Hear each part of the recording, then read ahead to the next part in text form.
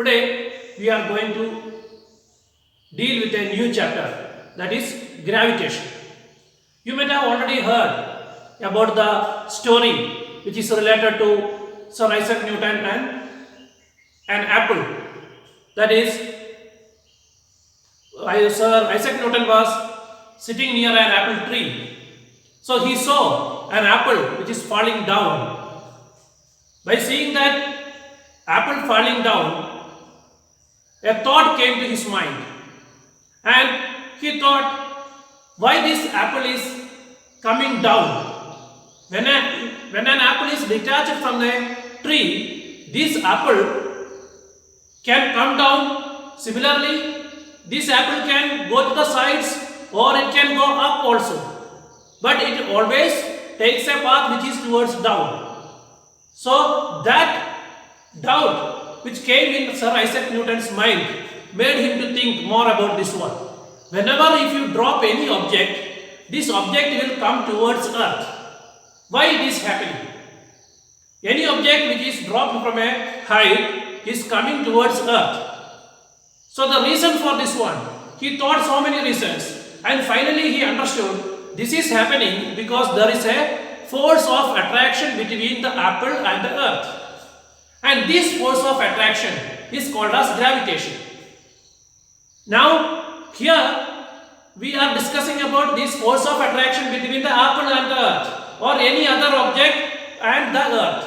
But when we discuss this one in detail, we will understand this is applicable for all the objects.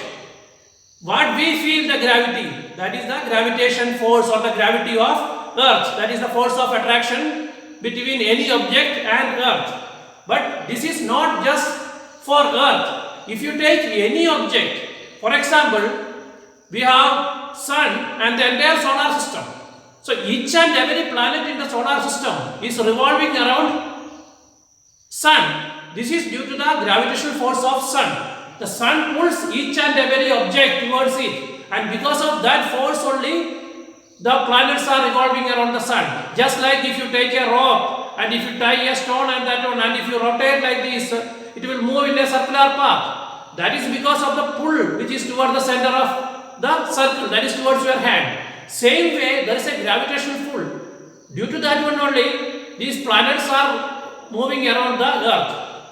Similarly, if you take the movement of the moon around, the planets are moving around the sun. Similarly, if you take the movement of any object or our moon, or if you take the case of our satellites which is moving around earth, all this happens because of the gravitational force. So the gravitational force is very, very important. Actually, the discovery of this gravitational force, or just analyzing why it is happening, and Isaac Newton got the answer, it is because of the gravitational force. That point is very, very important.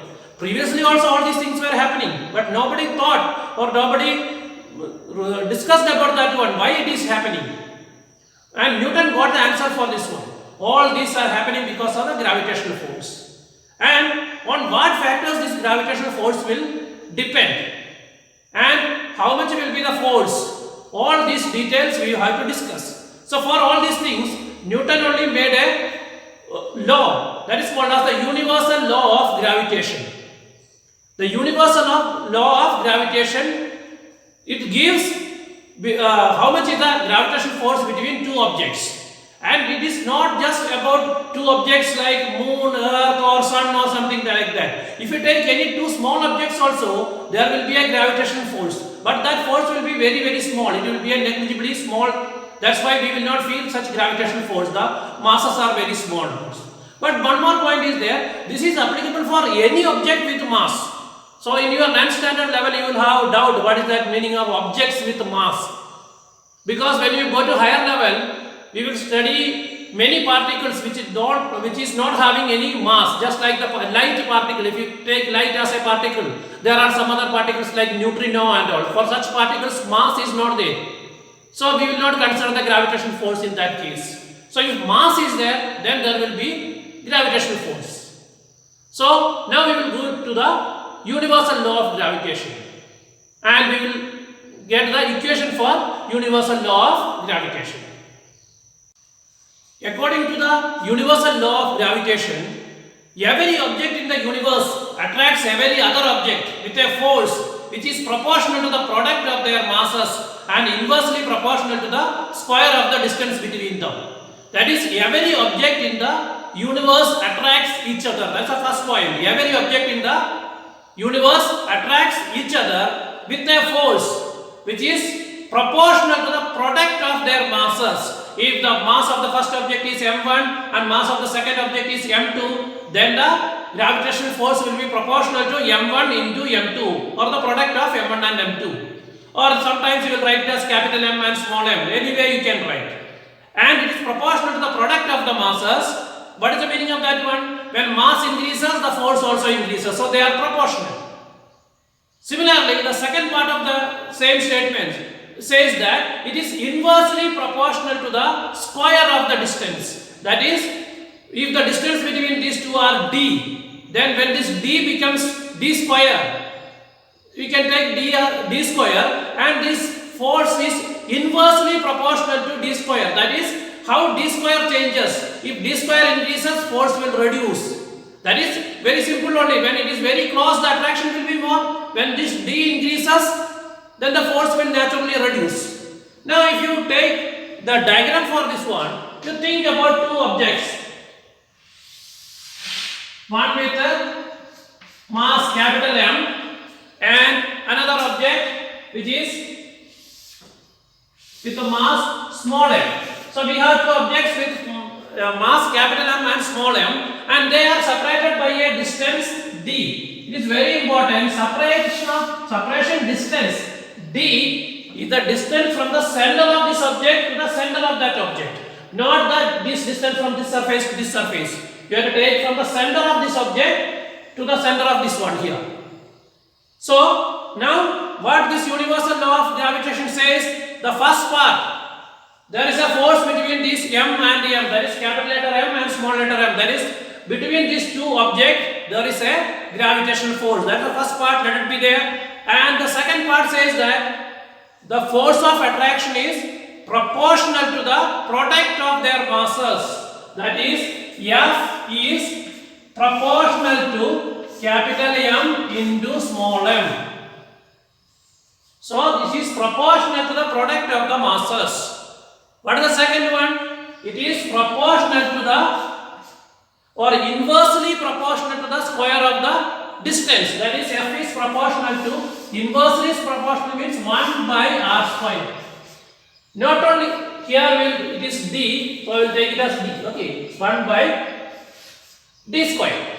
So this inversely proportional is very, very important, because here when the distance increases, the force reduces. There are some other laws also like this, where the force is inversely proportional to square of the distance. All these things you will take as inverse square law, because if it is charge also similar equation is coming. So our gravitational force, the law of gravitational force is a inverse square law. Inverse square law means force is proportional to 1 by d square. It is inversely proportional to the square of the distance.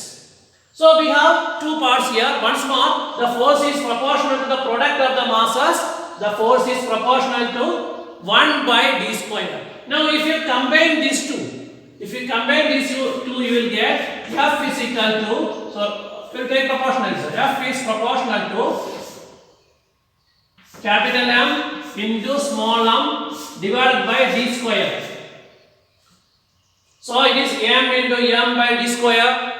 So force is proportional to m into m by d square, or mm by d square. Now you know what to do when to remove the proportionality sign. In the previous chapter where F is equal to ma, during that derivation we discussed the same thing.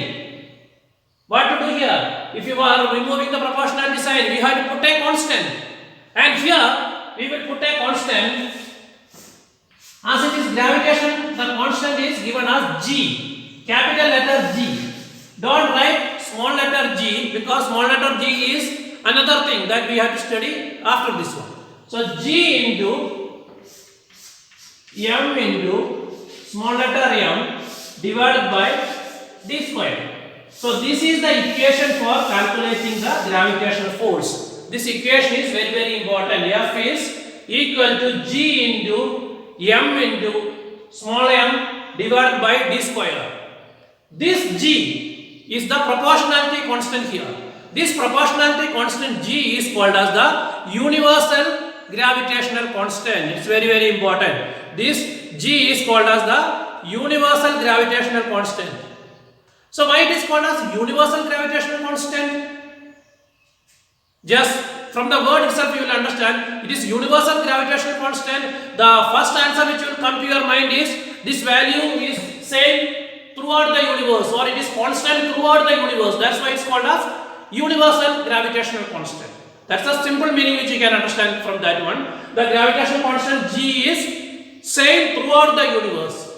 But there is some more thing which you should know in deep, because instead of these two mass, if it is two charged particles, there will be a electric force or the electrostatic force in that one. But in that case, what happens is, how much is the force? That depends on the medium between these two. That is, if you have two objects, in between, if air is coming, or if water is coming, or if you are filling with iron powder, if you are filling with sand, whatever if you fill also, the constant is same. But in different cases, it is not like that. In the case of gravitation, it is independent of the medium. So this universal word means two things. One is, this is true everywhere in the universe. Second one is, it is independent of the medium. That is, if you have one object here, another object here, and there is a gravitational force, by keeping a sheet in between, you cannot block the gravitational force. Or between two objects, we have a gravitational force. If you add water in between, you cannot change the gravitational force. This gravitational force is independent of the medium in between. If nothing is there, also gravitational force is acting, because from sun to earth the gravitational pull is there. In between it is almost empty space. Through the space also it is applicable. But when you take anything which is revolving around earth, from earth to that area we will have some atmosphere also, so that atmosphere won't make any effect.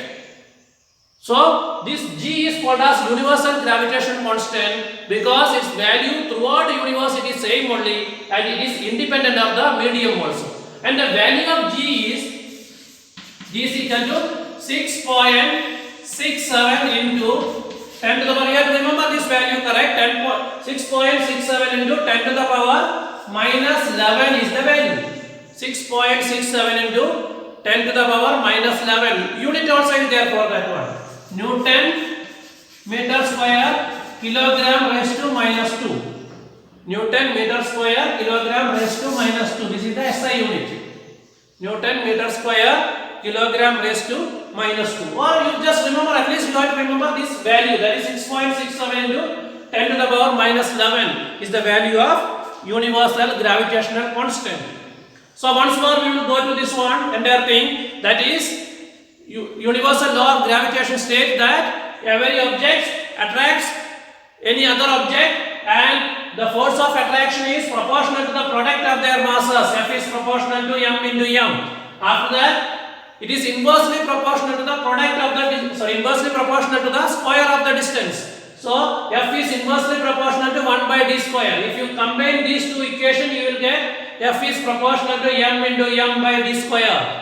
Now, if you remove the proportionality sign, we can put the constant there. This constant is G here. This G is called as universal gravitational constant, and the value of universal gravitational constant is given here. It is 6.67 into 10 to the power minus 11. So this is called as universal gravitational constant because the value of universal gravitational constant is throughout the universe it will be same, and it is independent of the medium also. So this much we have to study about the universal law of gravitation. Now one more thing, there are some effects of this universal gravitational law, or what are the effects of this gravitation.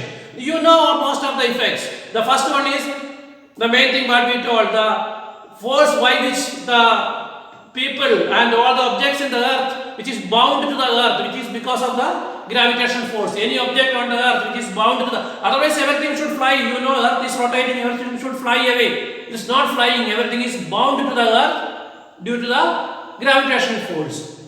And the motion of the moon around the earth, that is also because of gravitational force. The motion of earth around the sun, that is also because of gravitational force. And one more thing is there, you may have heard about the tides in geography, low tide and high tide. What is tide means? In the sea level, the water level will rise and it will come down due to the tide. When it is going up, it is called as high tide. When it is coming down, it is called as low tide. It is not about the waves which you are seeing. Slowly by taking hours, it will come up, and by taking hours, the sea level will go down. That is called as low tide and high tide. This is happening because of the gravitational pull of the moon and sun also. When the moon is coming to a particular side, the water will get attracted towards that side, so the sea level will raise a little bit up. So when one side sea is raising up, another side sea level will reduce. So that is called as tide. So these tides are happening due to the gravitational force. Like that, we have so many examples for gravitational force, and this calculation also is very, very important. How to calculate the force of attraction between two objects.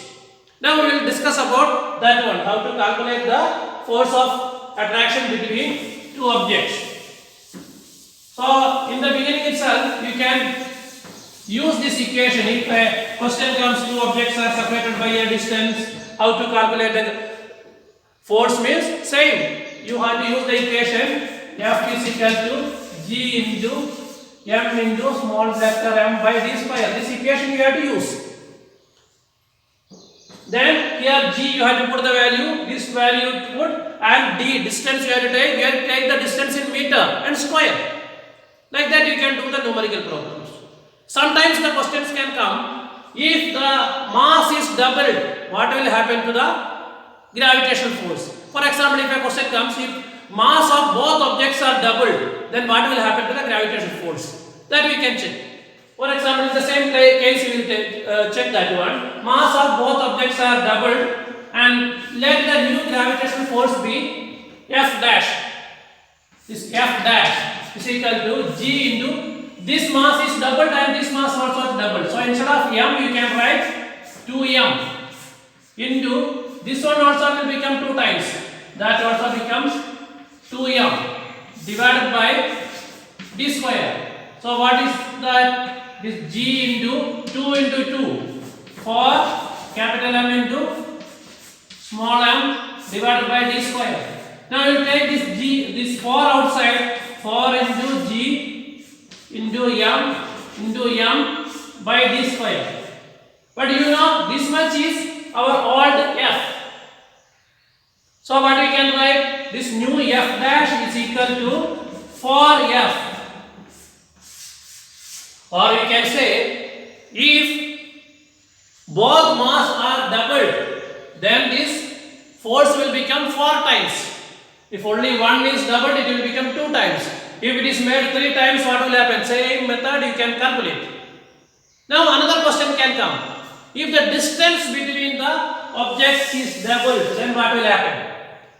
Same method you follow. F is equal to G into capital M divided by m by d square, same equation, and the distance became double. So when distance becomes double, you should be very much careful. This G into new f dash here, f dash is equal to G into m divided by this d is double, means it will become 2d. But when you are squaring, you should be very much careful. It is not just 2d square, it is 2d whole square. You have to square both 2 and d. So what will happen? F will be equal to G into m divided by 4d square. This 2 square will become 4. This f dash is equal to this 4 you can take outside, 1 by 4 into G into m divided by d square. This is our old force. So what will happen? F dash is equal to 1 by 4 F. So what is the meaning of that one? If you double the distance between these two, then the force will become 1 by 4 times. The force reduces 1 by 4 times. If you make it 3 times, it will become 1 by 9 times. Like that you can calculate. If it is made half, you have to divide by 2 and whole square you have to take. Like that, whenever you are changing the distance, how much variation will be there in that, we can calculate like this. Free fall. What is the meaning of the word free fall? We already discussed about the gravity. If an object is dropped from a height, it will fall towards the earth. So this type of fall is called as free fall. The actual meaning of this free fall is an object is dropped from a height and the only force acting on this object is the gravitational force. We don't have any engine or any other force. So such a condition where an object is falling from a height and the force acting on that one is only gravitational force, that is called as free fall. Now we have to discuss about this free fall. Now we know whenever we apply a force, there will be a acceleration. We have the equation F is equal to ma. If you have a force, there can be an acceleration. So when an object is falling from a height, it will have an acceleration. Using our equation F is equal to ma, we can write the equation is F is equal to ma, where F is the force, m is the mass and a is the acceleration. Now this acceleration is due to gravity. When you drop an object from a particular height, initially when you drop means dropping time, its speed is 0 or the velocity is 0. When it is coming down, it will slowly get accelerated. So this acceleration in this case is a, but now for this gravitational case, we will take it as g. G, that is small letter g. The small letter g means it is acceleration due to gravity. So instead of a, we will use g. Both are acceleration only. In general, for acceleration we have a, and when we discuss about the acceleration due to gravity, we will use g. So when an object is falling down, we can write the equation as F is equal to, instead of ma, we will write F is equal to mg. That is, the force acting on the object is equal to mass into g, where g is the acceleration due to gravity. But already we know what is our force when an object is dropped from a height. That is the gravitational force. That F is given by this g. That is, this is universal gravitational constant g, capital letter G. And this small g is acceleration due to gravity. So it is g into m divided by d square. This is our equation. Now if you equate these two, this force is the force required for accelerating the object down, and we know that force is due to gravitational force, which is this one. So these two should be equal. So if you equate, how you will get mg is equal to g into capital M into small m by d square. Okay, so what is this m capital M here? When an object is attracted towards earth, what will be this one? This m is the mass of earth and the small one is the mass of the object. Here also m is the mass of the object. So what you can write? You can cancel this m and this m. So g is given by g into m by d square. Okay, so what is this d here? That also we have to think. This d is, for example, you have the earth like this and another object on the surface of the earth here, little bit above the surface of the earth. Now this distance is our d, but we know the radius of the earth is very big, and the height it may be 1 meter or 2 meter, that won't make any difference. So the distance from the center of the earth to the object, that will be same as the radius of earth. We can write it as capital R, because radius of earth is very big value, and that is in the range of 6.4 into 10 to the power 6 meter, that is nearly 6,000 kilometer. 6,000 kilometer, not meter. So it's a very big value. In that one, if you add 2 meter or 5 meter, it won't make any difference.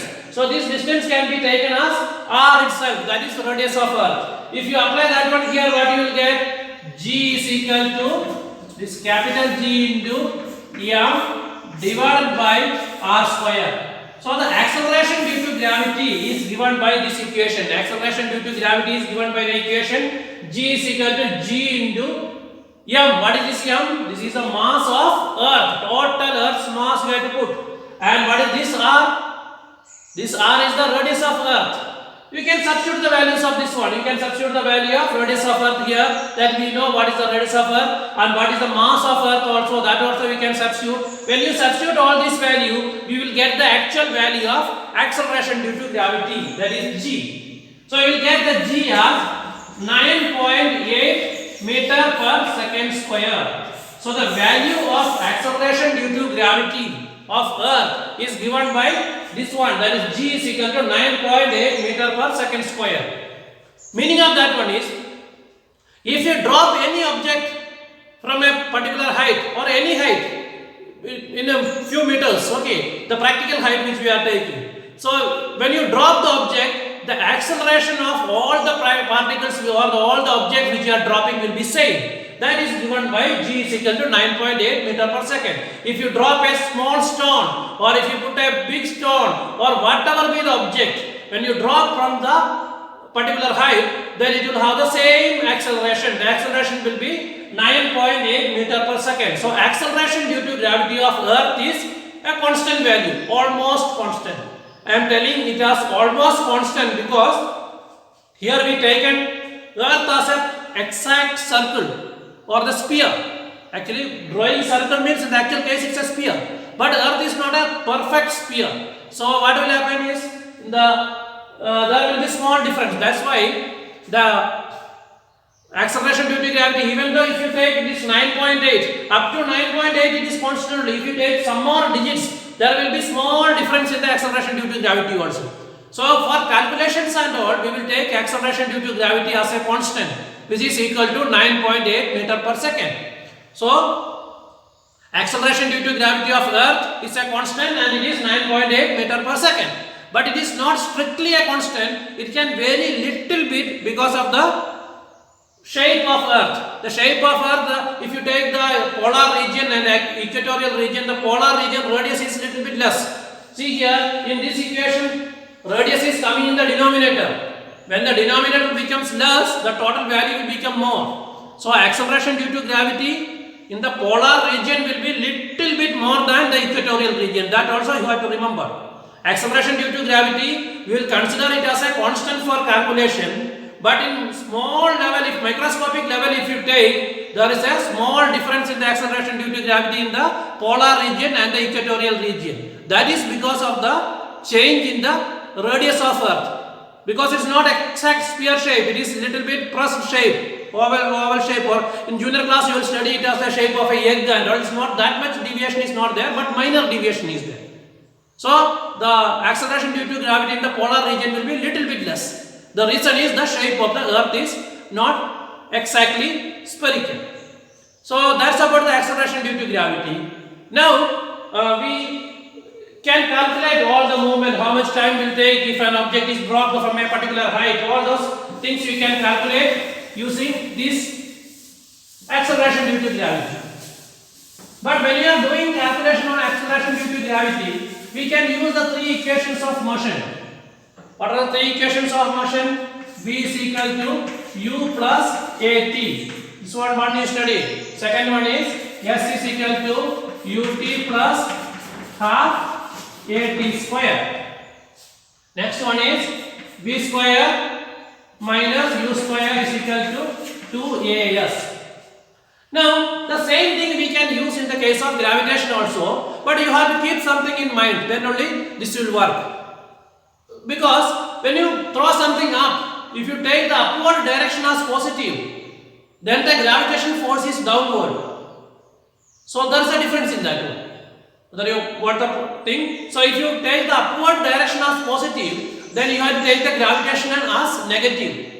Okay. So whether you have to take gravitation always negative or always positive, that is actually you have to decide which direction you are taking it as positive and negative. For example, you are dropping an object from a height. You are taking the downward direction as positive, means okay, you can take like that. So the object also moving down, the acceleration also is downward. When you do examples, then only you will understand that one. So the acceleration, whether you have to take it positive or negative, that depends on which direction you are taking as positive and which direction you are taking as negative. So you see here we have equation v is equal to u plus at. Now see here, this a it will become g. Whether it will be, you have to take plus g or minus g, that depends on in which direction you are taking the velocity and all. Now what is the u? U is the initial velocity. When you drop an object from a particular height, dropping means initial velocity is 0. You have to remember that. And when you drop something, its initial velocity you have to take it as 0. And it is coming down this velocity finally before touching earth, it will have a final velocity, that is final velocity. Now you think in the opposite way, you are throwing a stone towards up. So when you are throwing, initial velocity is not 0, you are throwing it with a particular velocity. When it is reaching to the maximum height, at that height, it stops there for a fraction of a second and comes back. So its final velocity will be 0. So which time you have to take the velocity as 0, initial velocity or final velocity, that is depending on how you are considering. So you have to practice the question, then only you will get it. And g also I told you, sometimes you have to take positive and sometimes you have to take negative, that you can decide in which way you are doing the calculation. Already some solved questions you do means you will get clear idea. And this s is the height, you can take it as s or h. Again I told you, u means it is initial velocity. If you are dropping, initial velocity is 0. If you are throwing something up and if it reaches to the top, there also the final velocity will be 0. Initial velocity is not 0. And time, how much time it will take to go up or go down, that also we can calculate. So same way we can take all those things. Okay. So this one, to make it clear, you have to practice the question, then only we can do it. Okay. This practicing the questions, numerical and all we will do later, because first we are completing the theory part.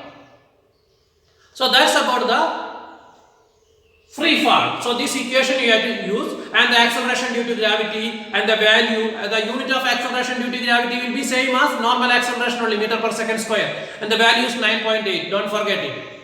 Now we have to discuss about the mass and weight. What is actually mass and what is weight? So already in the previous chapter we discussed about mass. Mass is a measure of inertia. If mass is small, then inertia is small. So mass can be defined as a measure of inertia. Practically, what is the difference between this mass and weight? That also we have to discuss here. Mass means it says about the inertia, or it actually says how much is that object. So mass of an object, for example, mass of a stone is 2 kilogram. Wherever if you take, it will be 2 kilogram object only. So mass of an object is same throughout the universe. 2 kilogram object will be 2 kilogram throughout the universe. So mass is the measure of inertia, that is the first point. Second one is mass of an object is same throughout the universe. It's a constant. Mass won't change. So mass is a constant, and mass is the SI unit of mass is kilogram. Just now I told 2 kilogram. So SI unit is kilogram, and it is a constant. Mass of an object is constant. Now if you think about weight, weight is little bit different. So for weight we have actually we are using it in the same way, but it is not same. If you have an object and if you keep somewhere, due to the mass of that one, the earth will attract that one towards ground. So the force by which the object gets attracted towards earth, that is called as weight of the object. So mass of the object and weight of the object is not the same. So mass means it's a measure of inertia, and the force by which the object gets attracted towards the earth or any other planet, that is called as weight. So mass remains constant everywhere, but weight will reduce or weight will change. If you take an object to the space, the mass remains same. Mass 2 kilogram object will be 2 kilogram itself, but the weight will change because weight is a force. So when you go up, your weight becomes 0, but your mass will not become 0. In the space also you have a mass, but you don't feel any weight there. And weight will change in many other situations also. For example, if you are moving in a lift towards up, then the weight will increase. When you are coming in a lift towards down, then the weight will be reducing, and you will feel weightlessness in space. So mass and weight is different. And for weight, the SI unit is Newton because it's a force, not kilogram. So you have to express the weight in Newton. Okay, so otherwise if you are expressing in kilogram, you have to tell separately kilogram weight. Like that people used to tell, but that's not the correct way. We have to express in Newton only. Now one more thing. So how we can relate these two? If an object is kept in on the surface of Earth, we have the equation F is equal to mg. So if you have an object with 1 kilogram mass, then the force acting will be 1 into 9.8, or force will be 9.8 Newton. So this is its weight. So an object is having a mass of 1 kilogram means its weight on the surface of Earth will be 9.8 Newton. And if you take it to the space, the weight becomes 0, but the mass is 1 kilogram itself. Now if you take to any other planets also, if you take to any other planet, then also it will change.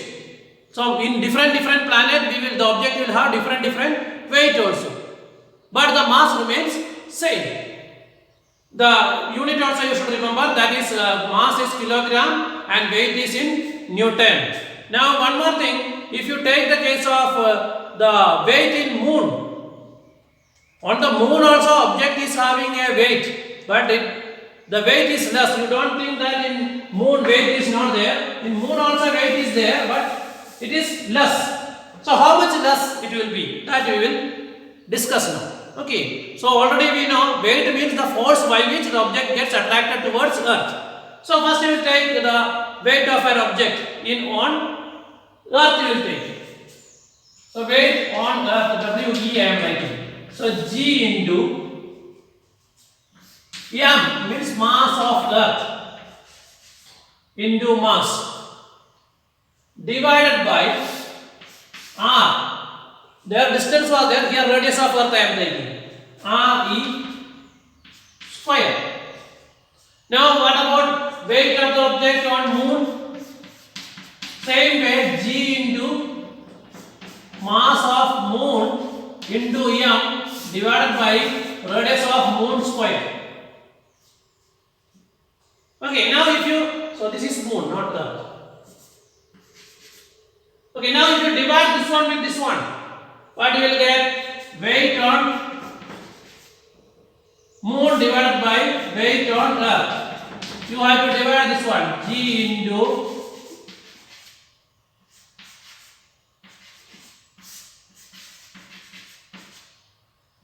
divided by G into ME into M divided by RE square. Now you see here, this M and this G and G we can cancel, this M and M also we can cancel. Remaining mass of the moon, we have the value of how much is the mass of the moon, and we know the radius of the moon, we know the mass of Earth, we know the radius of Earth. You can put all these values. When you put all this value and do the calculation, you will get like this.